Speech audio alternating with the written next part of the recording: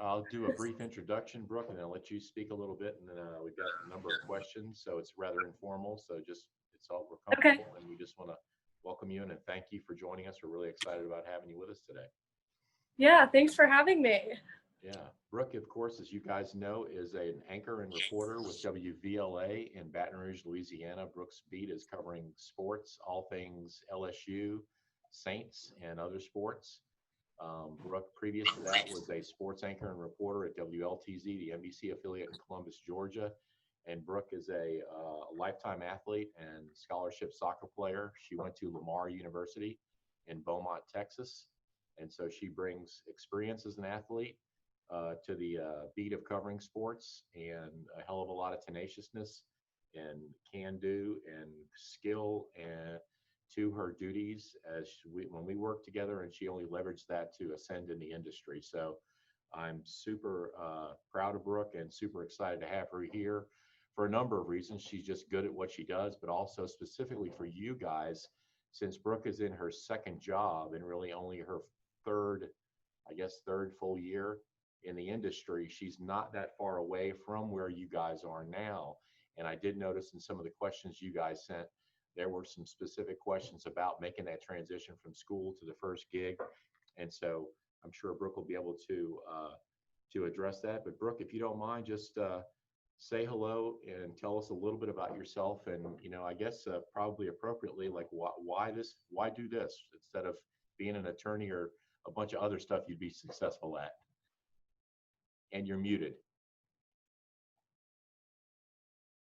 Unmute. Can you hear me? Yeah, we got you. Sorry about that. We're still trying to figure out Zoom and FaceTime and all that. It seems that that's pretty much all we've been doing when it comes to interviews and things like that. But yeah, so I started out at, actually, let me see real quick.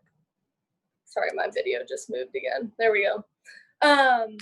Yeah, so I started out with Jean at WLTZ in Columbus, Georgia, but long before that, I went to Lamar University. Originally went there to play soccer, and it just so happened to work out that they had a really great broadcast department at Lamar University, and they also had an ESPN3 affiliate on campus where they let students work there, which it's hard to find that, especially at SEC schools, because you've got SEC network, and even at Big Ten schools, you get the Big Ten network. So it's like your Laura Rutledges of the world coming and being able to work at campuses. But if you can find a campus that has the ability for you to kind of navigate and student lead these networks, that was really helpful for me. I also worked for LUTV at Lamar. So I had my hands in a lot of different things, and that's really what helped me kind of get an early look, a wide view definitely of what this industry is going to look like, and that was really helpful. And then I did an internship my junior going into senior year over the summer, which again, experience is invaluable. I mean, very, very valuable.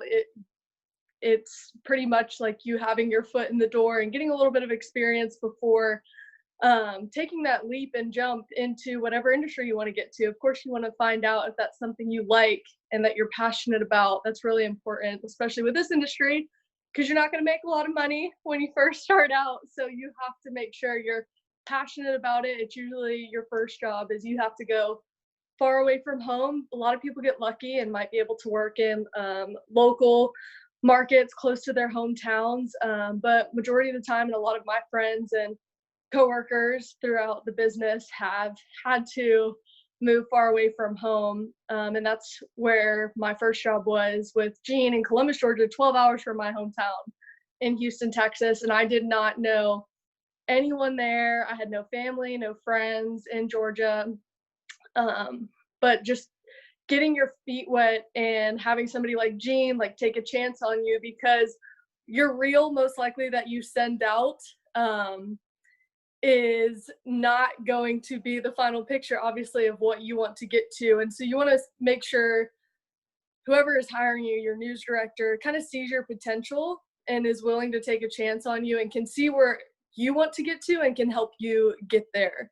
And that was really helpful at my first job. And I also wanted to make sure I was in a market where I could thrive. And so really pay attention to if local TV is what you're interested in getting your feet wet into this industry. Make sure you know what sports you're covering, if that's something that looks like what you want to do. We were fortunate enough to cover Auburn, Alabama, and Georgia, which is huge. I mean, you're pretty much covering pro teams, but on the college level out there, and the coverage is immense when you've got 3 programs that are 3 hours apart about. So that really helped me for the job I have now. And so, yeah, like Jean said, this is like my third going into my 4th year into the business. I work in Baton Rouge, and I'm the lead Saints reporter. So that was a huge step for me. I know what I wanted in my second job was to be covering a pro team. Didn't have to be the NFL. I just wanted to make sure I was continuing to move forward and continue to progress and learn in this industry. And so, yeah, it just was super helpful to get into this job and cover a pro team. It's a lot of more challenges than what you would expect at the college level. But, yeah, that's just kind of where I'm at now and what my journey has looked like. Oh, Jean, I think you're muted. Appreciate it. Yeah. So there we go. So during your comments just now, you actually at one point kind of tied together 2 questions from Kelsey Miller. So Kelsey, if you want to unmute and ask your 2 questions, they kind of tie into a theme Brooke was talking about just now. Yes, I had a question. So I was wondering if you interned before you graduated college, and if so, then what did you gather from that to help you out? So I was lucky enough, my internship was with the Houston Astros, and I could write a book, honestly, on what I learned in just 3 months, because the internship allowed me to study different subsets of covering a professional team, from the broadcast level, the PR level, the creative team, media relations, you name it. And so that's kind of what's good, in my opinion, about an internship, is you can really see, hey, is this what I want to do? Is this what I want to spend my time on? And if the earlier you do it in your college, during your 4 years in college, or however many years you're in college, is so important, because you might want to change your major. You might say, hey, this isn't for me. I don't want to move across the country and take this long journey. And everybody's journeys look different, but I think it helps you find what you're passionate about. Yeah. Great. And my second question was, I forgot it actually. That's okay. No, that's okay. That's okay. We'll tie into a question. Your question, Okay. Kelsey, ties in with something that Ashley Moore was curious about the challenge of applying for jobs. So Ashley, if you want to ask your first question, that'll lead us into the next section. Of course. And Kelsey, don't feel bad. I just had to pull mine up on my laptop. So You guys are fine. If I'm gonna anybody have to do that, yes. If anybody forgets, just tell me to ask it for you, because I have all your questions here. I'd be happy to just do that. So don't feel weird about that. It's okay. Ashley, go ahead. All right, Brooke, thanks for being here. One question that I have is, like, what was your biggest challenge that you faced when applying to jobs in the industry, and how did you overcome that? Being told no. That's going to be the first thing that you're going to find is, as someone coming out of college, you're competing with hundreds and thousands of other applicants across the country. I don't know if you guys have a tvjobs.com account, but that's something one of my mentors told me was important to get. It's a subscription. I think you pay like $40 a year. But when you're coming out of college and you don't have an agent, or you don't have a mentor or someone that you're paying to look to see what jobs are open, you can go to this website, drop down, if you want to be in sports, if you want to be a producer, if you want to be a news director, whatever that may be, and it'll show you. And when I graduated, or before I graduated, so it was my spring semester of my senior year, there was only 30 jobs in the country that were sports related. So that means sports director, sports anchor, sports producer, web producer, and I was really looking for, that sports anchor / reporter, MMJ, or weekend sports anchor / reporter. So there was maybe 15 or 20. And as someone who's still in college, that's pretty daunting, but apply everywhere. Someone will, every news director, producer, executive producer that's looking to hire, they all have a different image in their head, and they might say, hey, I really like her or his spunk or where I can see them going. They might not be where they're supposed to be yet, but they can definitely be molded, and I can help them get there. Or they're a hard worker, I can see them working for me. So just trying to stay positive, because it is discouraging. You're gonna you might not even hear back. That's another thing. You might email news directors and you get lost in the junk folder. So just stay on top of it. When you apply, this is really important too. When you apply, find the news director's email and someone else that works at the station. It's not as hard as you think it is. You can either find it on their station website or just call. Just call and say, hey, I'm so-and-so. I just applied for this job. I'd really like to follow up with an email. Or if you can get them on the phone, I know it's scary to do that. Or you might think they don't want to talk to you, but hey, they might have missed your email. Your application might have got lost in the wave of 100 or probably a lot more, probably like 1,000 applicants. I'm sure Jean knows the numbers better than I do. But just really staying on top of it and staying ahead of the process will really help. Yeah, Thank you. Great, thank you. I've shared that with them that, it's a numbers game, and especially for people interested in sports. Without COVID, you're in a situation where you're applying for the fewest number of jobs if you're interested in sports, and you have the greatest number of applicants contending against you, because that's where the popularity curve is right now. Everybody wants to be in sports. So combine that right now with COVID, which is probably going to affect us for the next year or so, and it's a daunting task. And so what to cue into what you said, I've asked them to consider, it's better to be in the business than to not be in the business and waiting for the perfect job. And so preparing them and their mindset for December graduations or May graduations, broaden their scope of skills so you can break in and you can get access and then prove your worth once you're inside a building somewhere. To maybe, because we have a great example here with you may remember Jack Patterson, who works here, and Jack's just a wonderful example. Jack was a director in production and worked his way up from being a production assistant to be the weekend sports anchor here, and he's killing it. The guy's great, So we did it a different way than you did it, but there's a way to get where you want to go. I think that's important too, Jean, that so many people's journeys are different. And I know when I was in college, and I also did some, they call it an ESPN runner. And I don't really even know, I had somebody refer me, but I got to shadow Kaylee Hartung when she worked at ESPN for 2 SEC games. And the one thing I wanted to know was, how did you get to where you are? What is every step? Let me pencil it in and let me do exactly what you did. And she took me by the shoulders and was like, listen to me. No one has the same journey. You have to make it your own. And you make it more difficult on yourself if you try to make someone else's, step-by-step journey look like yours, because most likely it's not going to happen that way. And Jack is a perfect example. Sometimes it happens overnight, or sometimes it takes a lot of hard work. But if that's your goal and that's your dream and you work for it, it can happen for you. It is a tough industry that really can knock you down. But if you're passionate about it and you're willing to work hard for it and stay ahead of it with networking,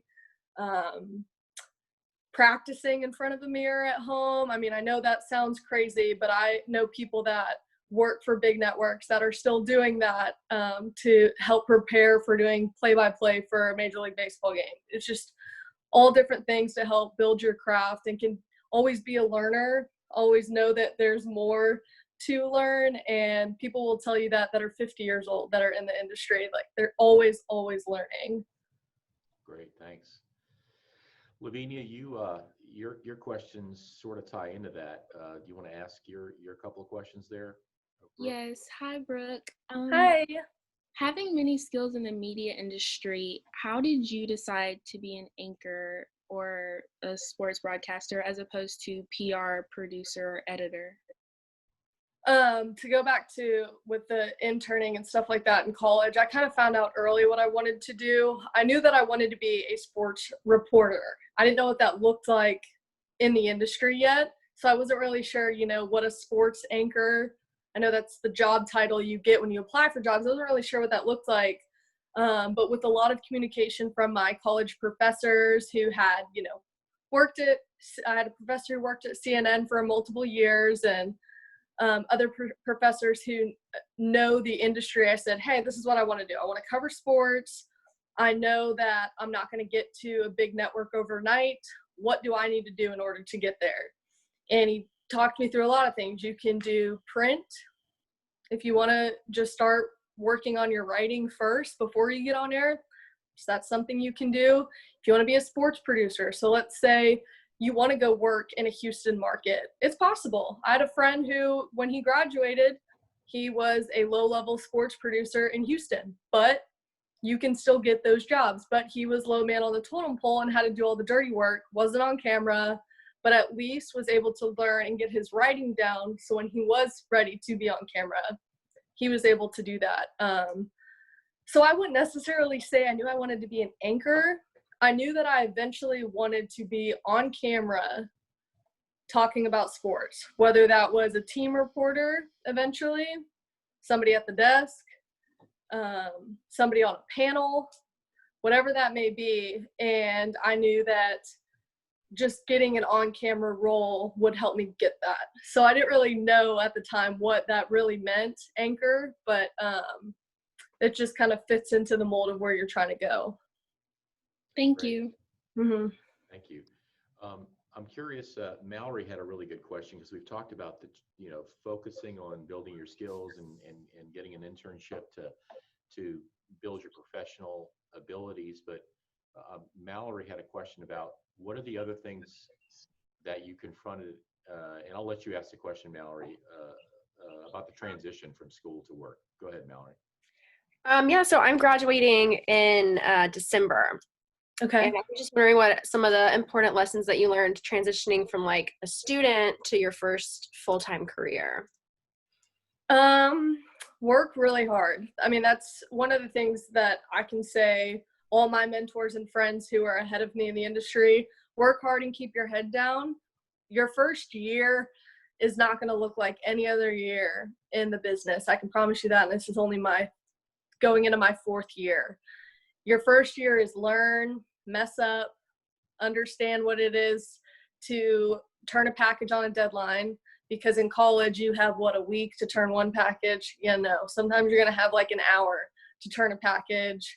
Learn how to hustle, how it works with like a college football game, your high school football show if you have that. You're really just soaking in everything, kind of getting hit in the face every week with new information and new challenges, but enjoy it. That's something I wish I did. I wish I slowed down and really took it all in, because I was like, what's the next job? What's next? How can I keep getting better? How can I keep improving? Which is important to keep that in the back of your mind, but also make sure you're really enjoying the journey in your first year. That's where you're going to make some of your best friends down the line.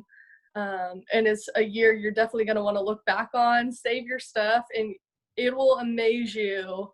Your first day on the job, first day in the anchor desk, to the end of that first year, and seeing how much you've grown. Awesome. Thank you. Mm-hmm.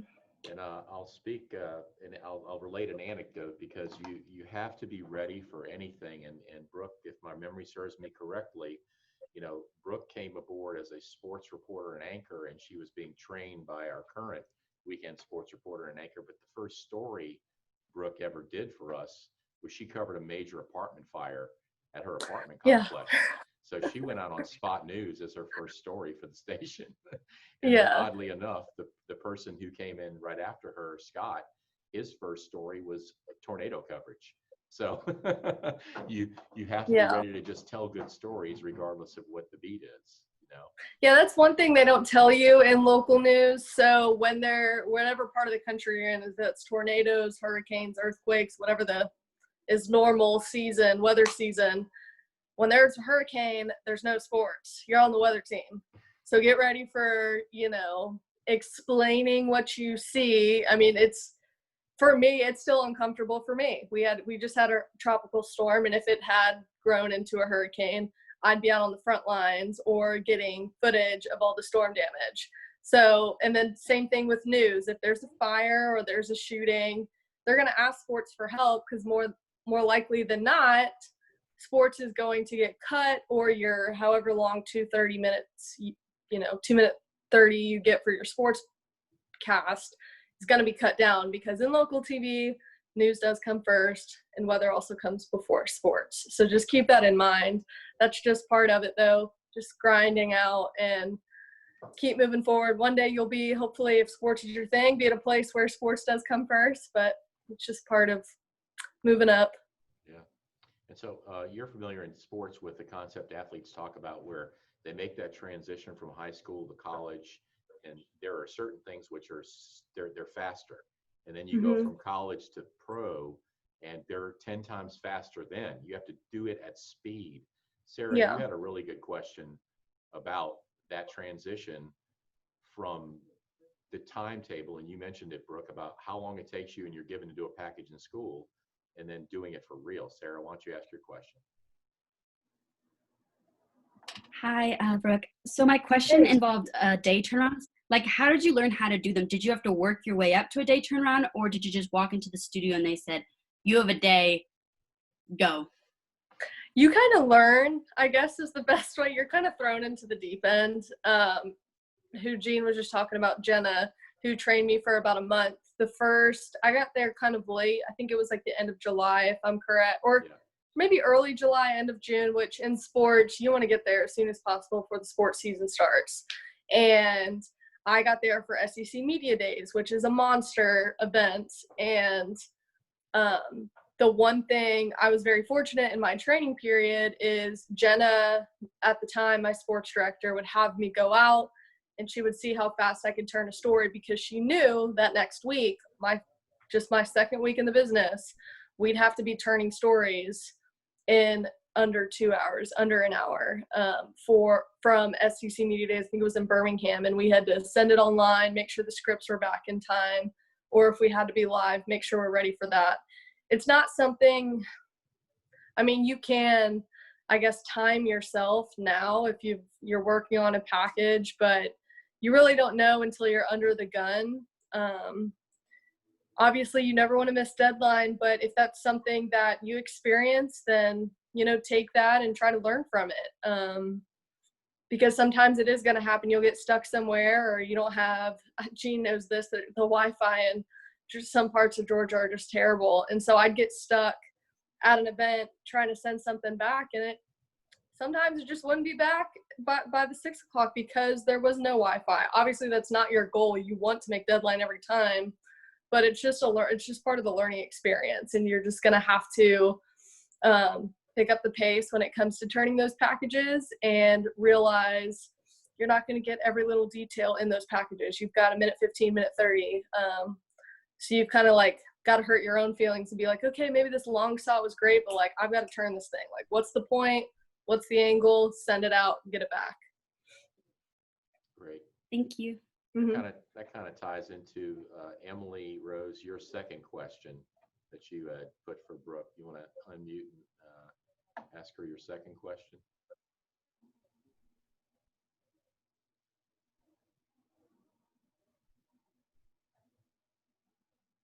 Emily, we can't hear you. I'm not sure what's going on there.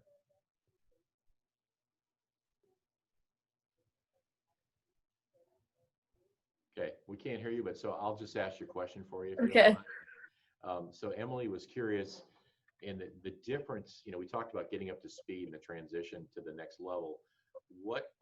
Can you go back into the file there and recall some of those things you actually learned in class and learned in school and say, yes, I take that, that's a tool, and I actually use it today? What might be a few of those things? It's hard to think back because I, again, was very fortunate with a lot of the things I was able to do in college at Lamar. Trying to think on just one little thing. I guess just what one important one that we were just talking about is, what does a news package look like that's, you know, newsworthy, TV worthy, making sure you've got your storyline. Having an angle is really important. You never want to go out. That's one thing that really helped me, is don't just cover an event to cover an event. Like when you go and interview somebody, have a point to it, because that will make editing so much faster. And I guess that does help with trying to meet deadline, is if you know what you're going to get, you know what questions to ask to set them up, to get what you need for your package, that will really help. Having a hard angle. Staying ahead. I know a lot of the times you don't have time to do a lot of research before doing interviews. Really important to do that. You never want to get stuck. So here's a perfect example. I think it was maybe week 4 of the NFL season. You never know who you're going to get in the Saints locker room. And typically we all kind of like move around in a media huddle, as I'm sure you guys have seen the huge like media scrums over Drew Brees' locker, Tom Brady. You've seen those. And there was a point in the locker room where there was just kind of like the no-name guys, and you still have to get interviews to turn. Like if they're the guys you're used to seeing and the names, and you know them and know a little bit about them, that's great. But there was a point in time where there were guys in the locker room who I did not know their names, and in the Saints lockers, they don't have their names on the top. So if you didn't do your research and know who player, that's just barely made the 53-man roster, you're going to need to know who those low-hanging guys are. Because you never want to go in and be like, hey, you can't. You just make yourself look bad if you go into a locker room situation and ask them who they are and what they do. They're expecting you to know that. So staying ahead and researching for those type of experiences are important. Another big thing I learned with working in the SEC, so I didn't go to an SEC school. And apparently if you do go to an SEC school, you know everything about its history. You know all the former players, all the big name guys. And there are a lot of people that I just didn't know because I didn't do my homework as far as who are the people that I needed to know that played at Alabama and Auburn and Georgia 10, 15 years ago that are going to be at the games. That you see other people interviewing and you think, oh, that's important, but I have no idea who they are.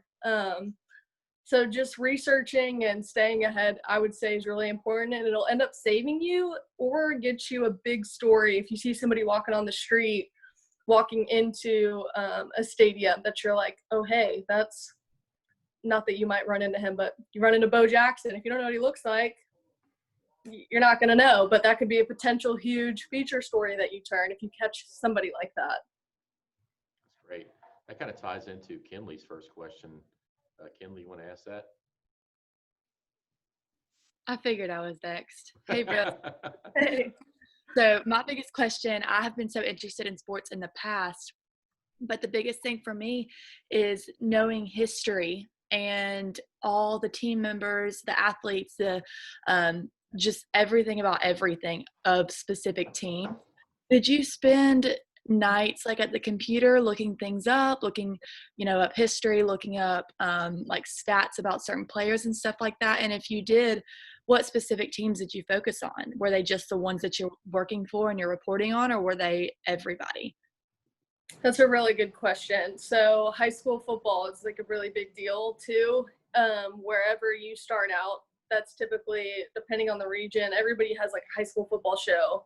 So even at that level, at that low level, you are researching at least who are the head coaches and who are 1, 2, or 3 big names on the high school football team, because it will help you if your high school football show, for example, wants you to go live after the game and you've got to interview the player star of the game. That's a small example for high school football. For college football, obviously a much bigger scale. I wish I did more research for my first job. I really did, because it was a struggle. You're almost expected to know who these athletes are and who these players are, especially for post-game interviews. And for us at WLTZ, we didn't have a Saturday show. So after college football games, we didn't really have anything to turn.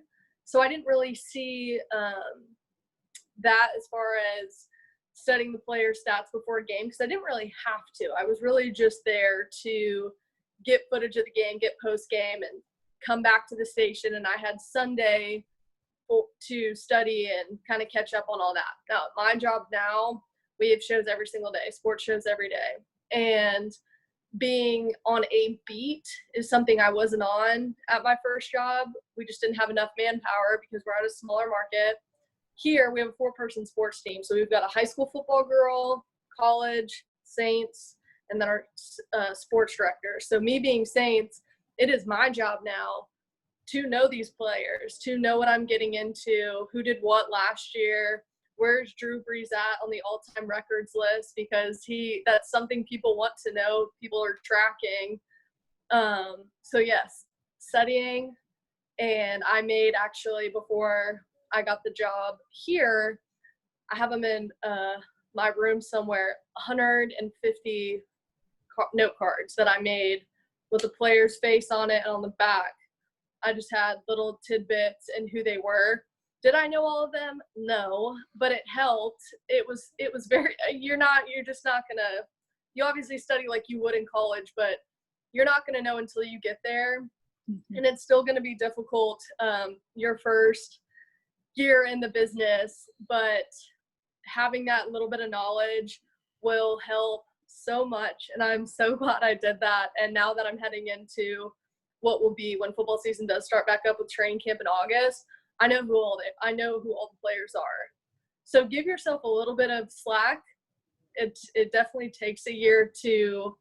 So for me, like, I need to see people's faces, get their personalities, and then I really know who they are. So when I see their face, I pretty much know what storyline I'm going with for that week, and I kind of already have an idea for what's to come with training camp. So yeah, do your homework, but also give yourself some slack, because once you get to that level, there's like 200 people you have to know. Like, that's just going to be difficult to do if you're in any line of field. Yeah. Thank you, Brooke. Yeah. That kind of leads us into Jayla's first question. Jayla, you want to unmute and ask your first question?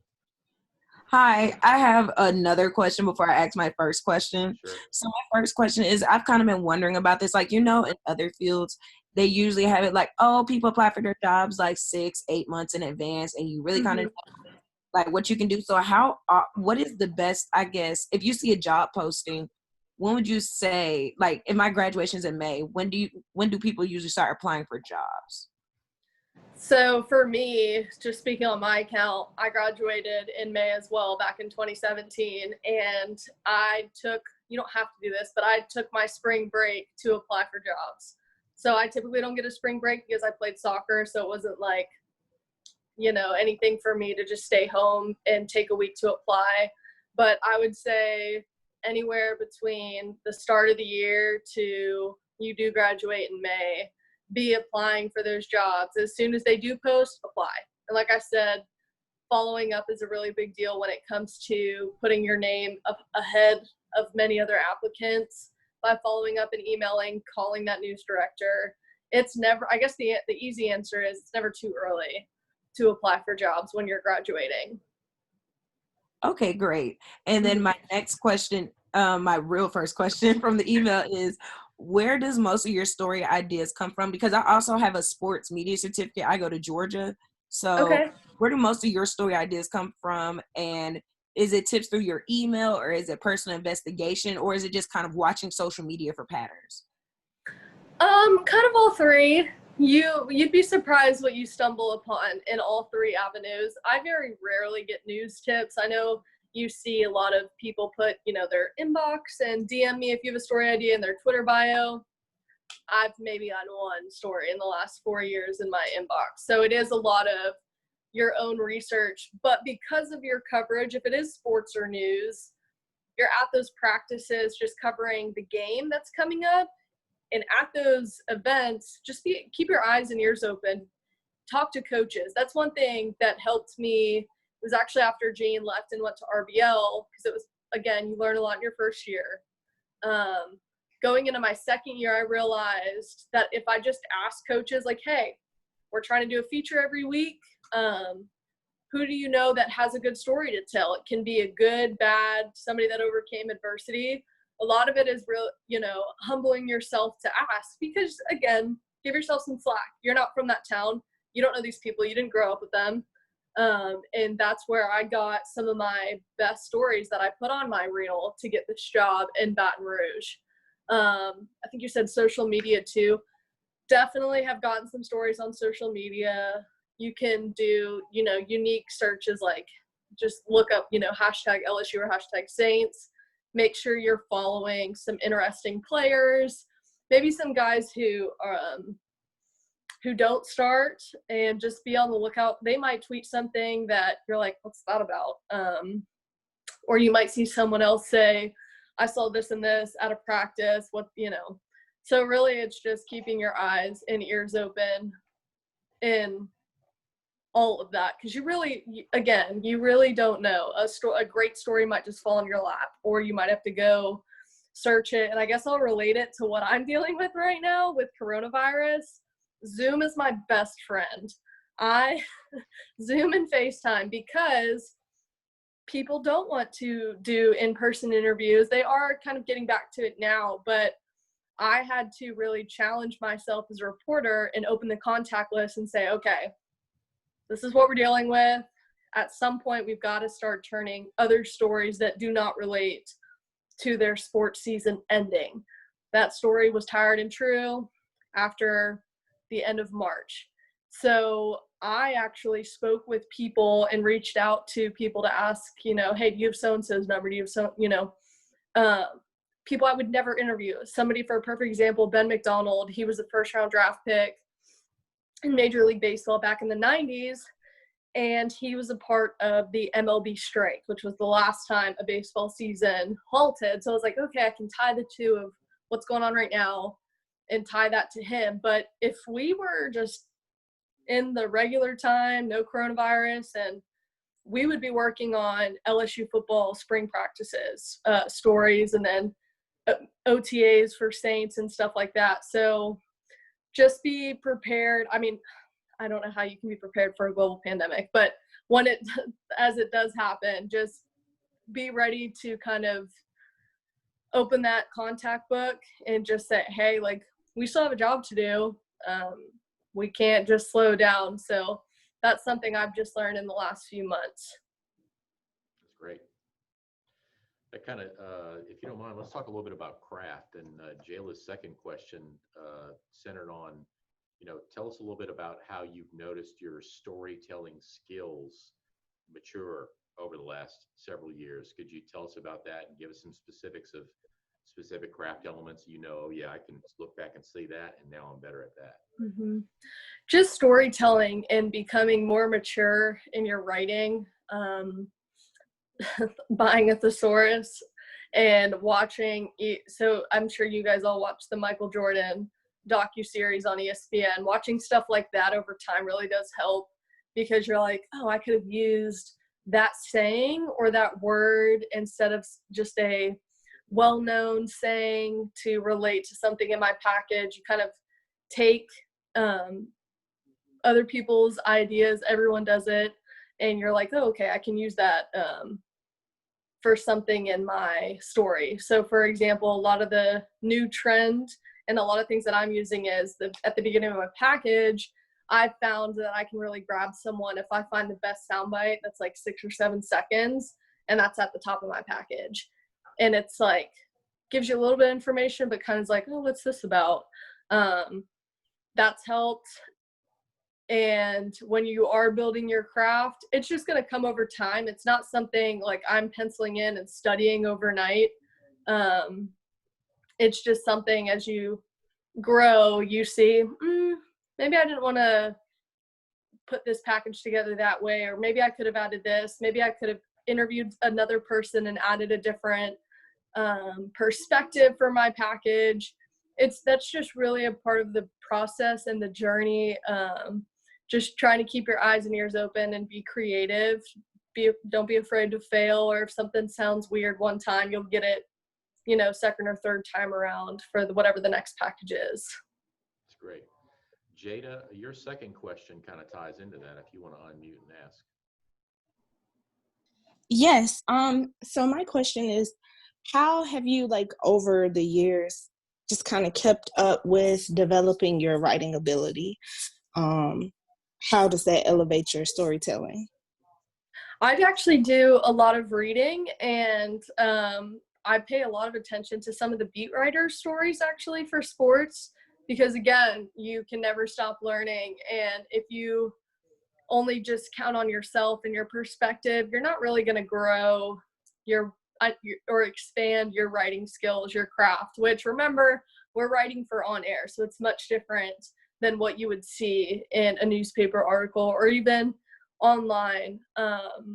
Again, it's really hard to answer that when it comes to building your craft, because it is something you just develop over time. Obviously, you can do things that will help by watching.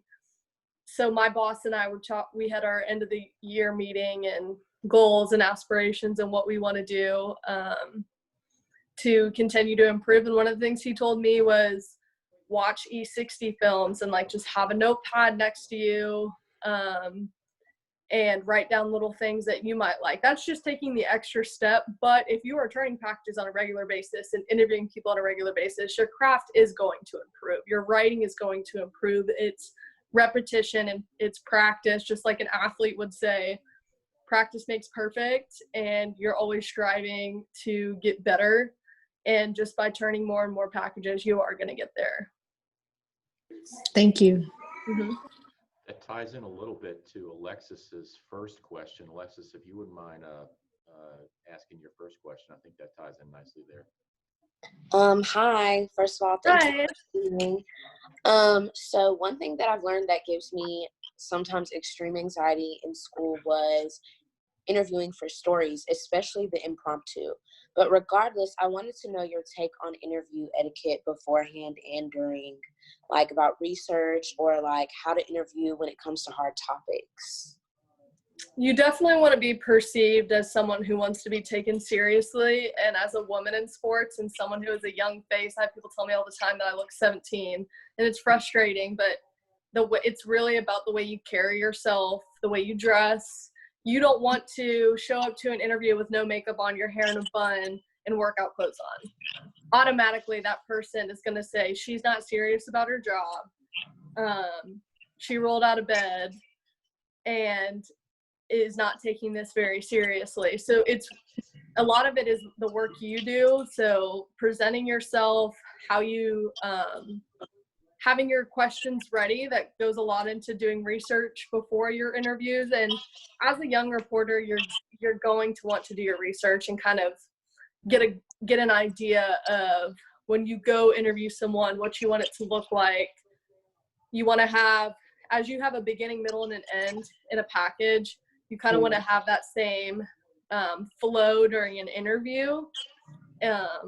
And you're trying to get to what your angle is, or you might interview someone and it might take you a different way. So thinking on your toes and them seeing that, you'd be surprised how many people I've interviewed, and by doing my homework and just having those little tidbits that I'll mention in interviews, they're like, oh, she knew that because she does her homework, or she was prepared for this interview today. And you'll hear coaches say, hey, I appreciate you, because there are reporters who go to a press conference, say this is like the paper they give you for the week of the stats from the last game.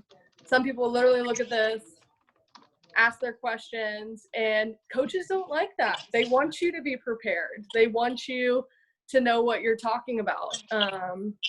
So it's really what you put into it. If you want to be perceived as a professional, you have to act like a professional. That's great advice. Thank you. That was. That leads us into Jessica's first question. Jessica, you want to unmute and ask your first question? Yeah. Hi, Brooke. Hi. I cover sports stories here at Troy, and I have a problem with giving in my packages. I give game summaries and like more stats. And I want to look into like how do you get into like the deeper story, like the actual deeper storytelling part of it. So my packages isn't just like stats. So are you is it just for class, or are you working for someone at Troy? Just so I can get We have a TV studio here at Troy, and that's who I work for. And so I'm like the sports reporter. And so when I turn my packages in, they're not all just stats, because I try to be like versatile, but most of the time it's just like stats. So you're doing interviews after games? I do before and after. Sometimes it's football. We'll have like a post-game interview, but basketball will have a pre-game and post-game.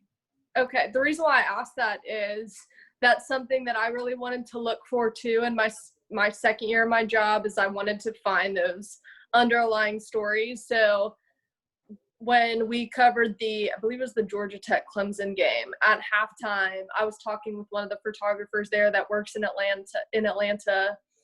And I was just asking him about underlying stories. And he actually told me about this young boy who was diabetic and was invited to the Georgia Tech Clemson game by the Georgia Tech quarterback.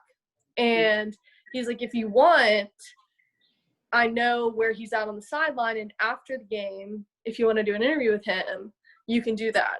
And so I was able to turn a story kind of off to the side that had nothing to do with the game, but, sports story, underlying story. And that actually helped me moving forward. So when I'm at games, I'm just scanning the sidelines. What's happening that's not in between the lines? And that's something that I was told by actually Kaylee Hartung, one of my mentors who works for ESPN. She's like, just really look, and you'd be surprised how much you don't see. And again, don't be afraid to ask questions. If you're close with one of the Troy, student workers, I don't know if you're close with any of the coaches, just ask them, because they're around those guys every day and they're going to know more than you do. And it might just turn a story that gets you that job out of college. It could be that perfect story for the end of your reel to show that you know how to tell a story and also dig and find one. Thank you. Mm-hmm. Great. So things never stay the same. They always change. And that leads us into a question from Lainey. Lainey, you want to unmute and ask your first question?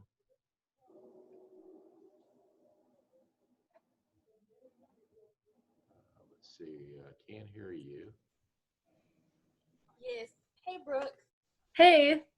Thank you so much for being here today. So as Mr. Kirkhon was saying, things are always changing and always evolving in the business. And I was wondering, could you give us some advice on how to keep up with a business that's always changing and always undergoing new challenges and things like that? Yeah, that's a really good question, especially with today's day and age. Nobody knew a global pandemic was going to happen and completely just shut the sports world down as a whole. I guess one of my first things is keep your contact list open. So once you do get your foot in the door somewhere, or before, just make sure to stay in touch with your mentors and the people you network with. You never know what, as you said, with things changing, you never know if a job might open close to the time when your contract ends or when you graduate. So just be mindful of that. Also, I know watching SportsCenter and watching different sport networks, everyone probably does that, but pay attention to that too, because you'll kind of see a flow of things when things are changing when it comes to sports and how different things are covered. That can kind of help you stay ahead of the ball. But also look to just maybe try things differently. I know Jean and I talked about different segments that I would pitch. Some might work, some might not. Just try to stay creative with wherever you get a job. Try to think outside the box, like, hey, what can I do during the off season that's happening in the area that's interesting that I can maybe do a segment on? And you might even get it sponsored and promoted and get a raise from that. That's something I can see in like the local TV market, but just as from a broad scale of things, it's really important to keep up with your mentors and the people you network with, Because if something does happen and they cut sports down at your job or your news department, whatever it may be, you want to make sure that, hey, that's okay. I was just contacting so-and-so a few months ago and they know what's opening, or I can contact them and kind of get the ball rolling on what's next. Thank you so much. And I also had one more question. Okay. Things that we should look out for, maybe like the not so nice things in the business that we should be aware of. Being realistic, what should we like really just kind of always keep an eye on? Don't burn a bridge. I mean, you are going to run across people you're not going to get along with, just like you would in any, part of your life. It's really important to not burn a bridge and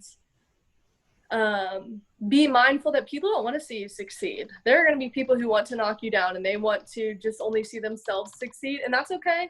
You let them do them. You keep working hard. If you imagine what you would want to be perceived by the people around you, try to be that person. So if you want to be the team player, somebody that lifts everybody up around them and doesn't want to just kick people down on their way to the top, make sure you're doing the necessary things to have that perceived role about you. Because there are people in this industry that are not going to want to see you succeed, and that's okay. Just don't let it, affect you. And just keep good people around you. That's another thing too. Keep your circle, not keep your circle small, but make sure the people who are your mentors are people you're talking with. And if you've got issues, like talk to people you trust. This is a very small industry. Almost everything turns back around. You'd be very surprised. There's not a lot of, maybe 200 sports reporters in the country that that work for local TV stations. So just be mindful of that for sure. Thank you so much. Mm-hmm. Ryan, I think you were raising your hand. Did you want to ask a question? Why don't you unmute and ask? I'm sure. So my first question was, when you're covering a sports story, are you actually holding the camera and filming, or are you talking and someone else is filming for you? It depends. At my first job, I was a one-man band everywhere I went, and that's okay. That's something you're taught in college. That's kind of what to be expected. But even at my job now, a lot of the times I'll be in the Saints locker room and I don't have help. So I have a camera here, microphone here.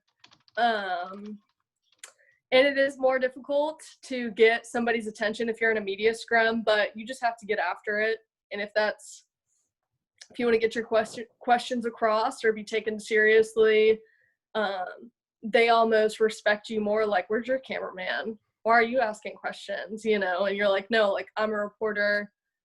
It's like, sucks to suck that I don't have a camera person, but you're just doing it anyways and making sure, you keep your face in front of these players so that they know you, and coaches as well. Gotcha. Thank you. And the other question was, how much B-roll footage is enough for like a story, whether it's sports or weather or anything? It's unlimited. I mean, you'd be surprised. You thought you shot like 100 different clips, but it was maybe 20, and you're like, man, I didn't see that through. One thing I've done is I always check it's different on every camera, but on your viewfinder, you can look and see how many clips you have. Mm-hmm. Something that I do, if I'm under 30, I shoot a little bit more just in case. So if I'm under 30 clips, I know, okay, like 40, 50 range, I probably have enough for my package. All right, cool. Thanks, Brooke. Mm-hmm. Good tip. Dale, did you have a question you wanted to ask? Yes. Hey, Brooke. Thank you for today. I wanted to say, due to the COVID-19, what are some great things that you found out about yourself that you didn't know beforehand? Well, that's a loaded question. That's a good question.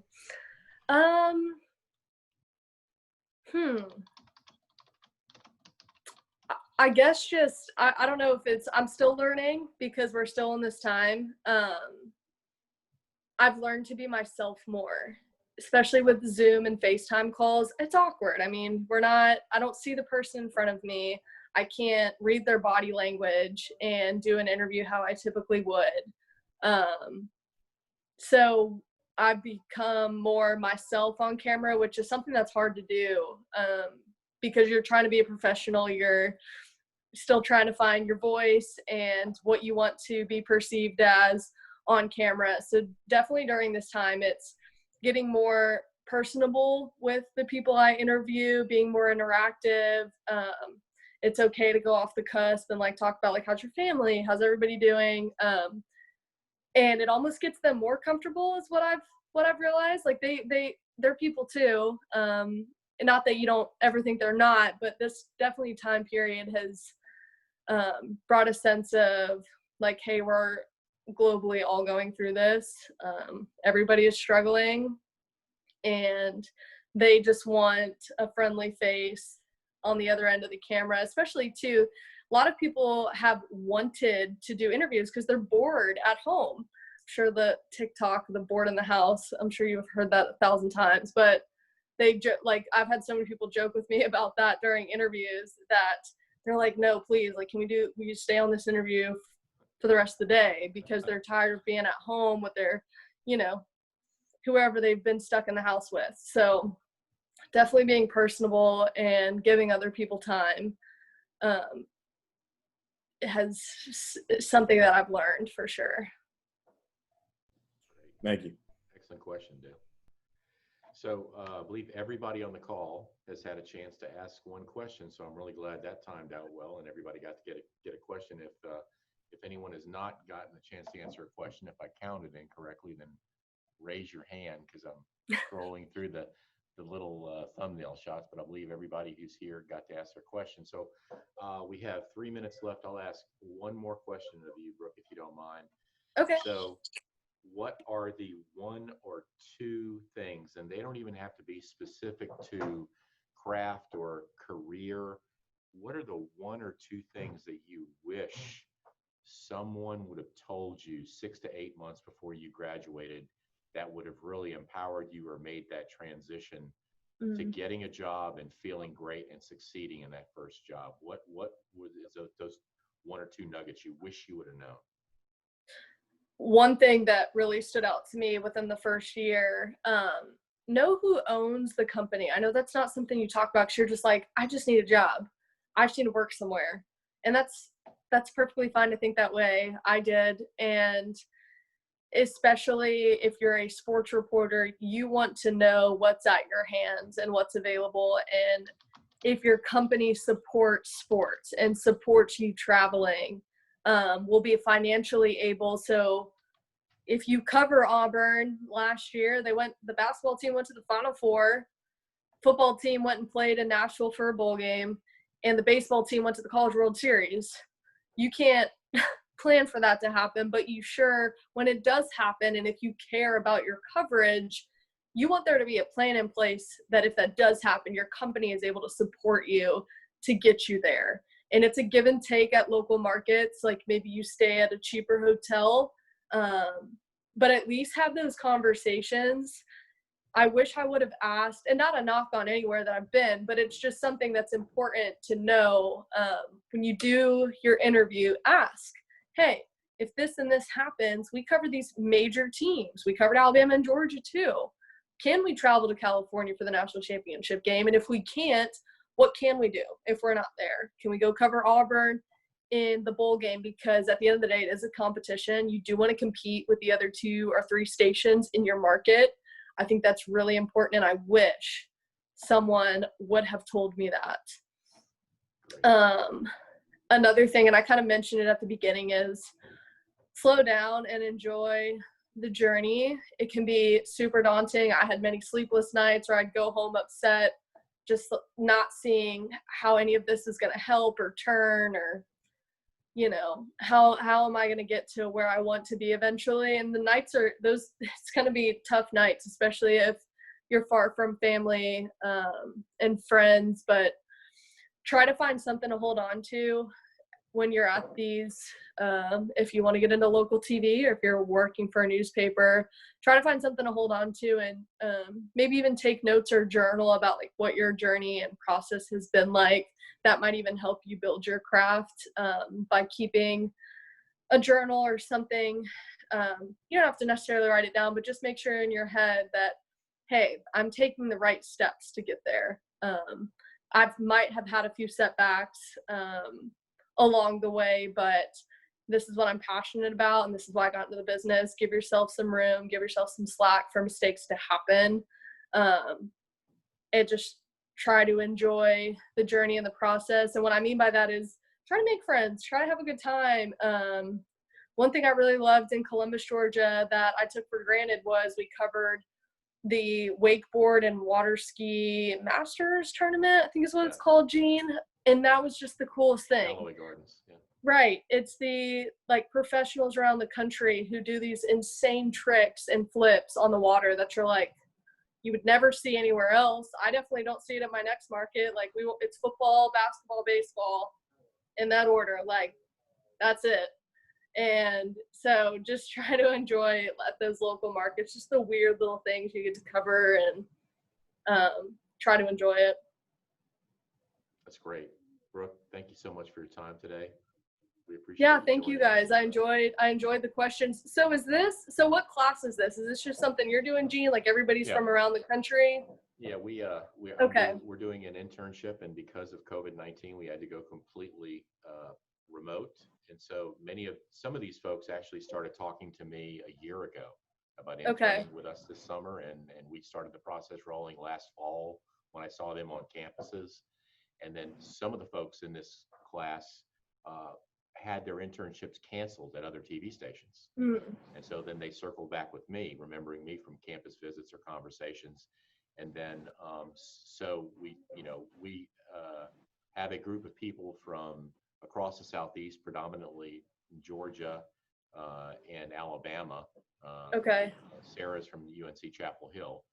Oh, great. But she's from the area here. But we've got, SEC and ACC and other schools like Troy and West Georgia represented, Alabama, Georgia, Columbus State University. Yeah. So a great cross-section of students from across the Southeast. And so, really, it was a way for me to try to keep my word to these young people, to still try to add value for them this summer and do it with the restrictions we have placed upon us to keep people safe. And so, to a certain extent, we're learning as we go on how to do it, as you talked about learning how Zoom's your best friend.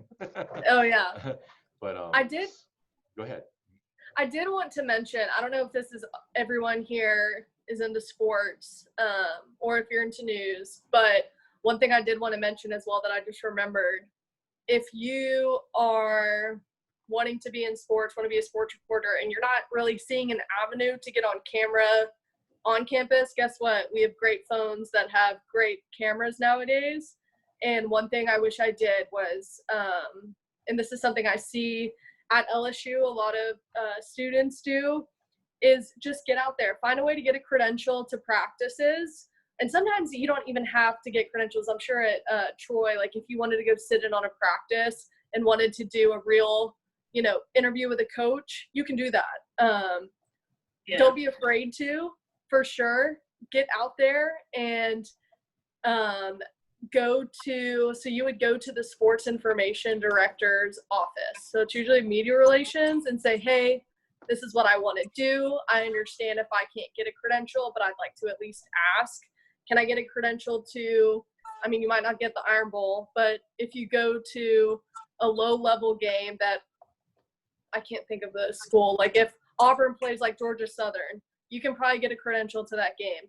And that will help leaps and bounds. If you go out there, say before the game, you want to put on your Facebook Live, hey, I'm so-and-so, I'm at so-and-so game, do your little pregame thing to get practice in. Try to shoot the game. If you can't because you don't have a camera, is what it is. After the game, be ready to go then for post-game. Get in there and ask questions. People don't care that you're a student. They're just probably going to think that you're a student worker working for another station in the area. So I think that would really, really help. If you can't get an internship, if you can't get on camera somewhere, there are definitely ways that you can still learn and grow if you just put yourself out there. And you'd be surprised how many people are welcome or will welcome students that have initiative and have a drive to get out there and learn. Or even you might become best friends with one of the coaches, and they put you under their wing and say, hey, I'm going to help you, and we're going to figure this out. If you want to interview players after practice, cool.